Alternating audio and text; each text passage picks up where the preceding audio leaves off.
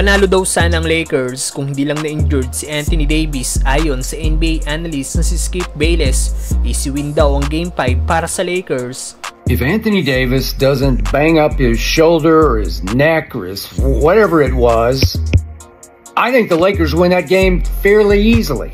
Tuluyan na nga pong na-eliminate ang Lakers sa playoffs matapos sa matalo kanina sa kanilang Game 5 matchup laban sa defending champion na Denver Nuggets sa isang dikit na laban sa skoro 108-106. Tinapos na naman ni Jamal Murray ang laban mula sa kanyang game-winning shot. Pinoster din ng Nuggets guard si LeBron James at napaplex pa ng kanyang muscle.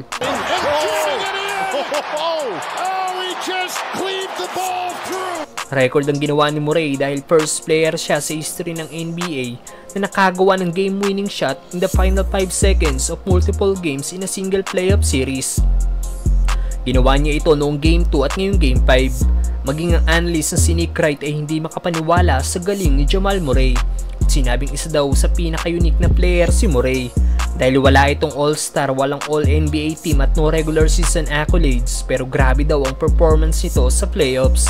Nahanay sa mga legend ng basketball. 32 points in one leg laban sa Lakers. Legendary saad ng nasabing analyst.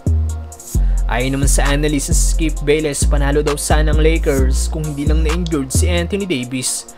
Maganda nga pong ipinakita ng Lakers noong second quarter ng laro kaya nagtapos ang first half na may 3-point lead ang nasabing team. Marami nag-akala na tuloy-tuloy na ang momentum ng Lakers sa second half gaya noong Game 4, pero sa hindi inaasahan bumagsak nga po si Anthony Davis matapos madali ni MPJ. Pinilit ni Davis maglaro pero kitang iniinda nito ang sakit ng kanyang left shoulder, dahilan kaya hindi ito nakakontribute sa Lakers. Mula dito, nahabol na nga po ng Nuggets ang Lakers at tuluyan ang nakuwang lamang sa visiting team.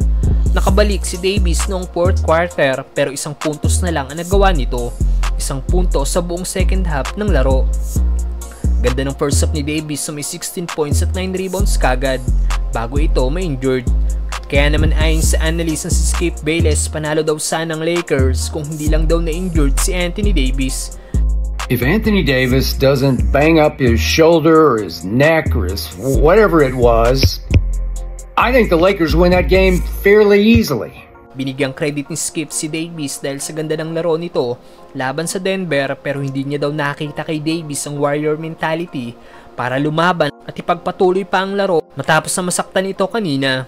Malayo sa mentality ni Jamal Murray na may iniindang injury at pinayuhan ng medical at coaching staff ng Denver na wag muna ito maglaro sa Game 5, pero ayon kay Murray maglalaro siya dahil alam niyang matatalo sila ng Lakers pag hindi siya naglaro. The Lakers needed him to immediately up and come fighting back with some fury, with some vengeance.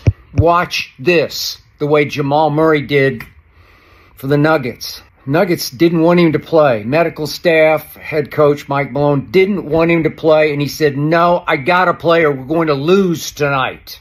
Want to be out there. I'm going to be out there with my brothers. It's that kind of mentality. It's that warrior guts, fight, grit that I don't always see in an all-time great player in Anthony Davis.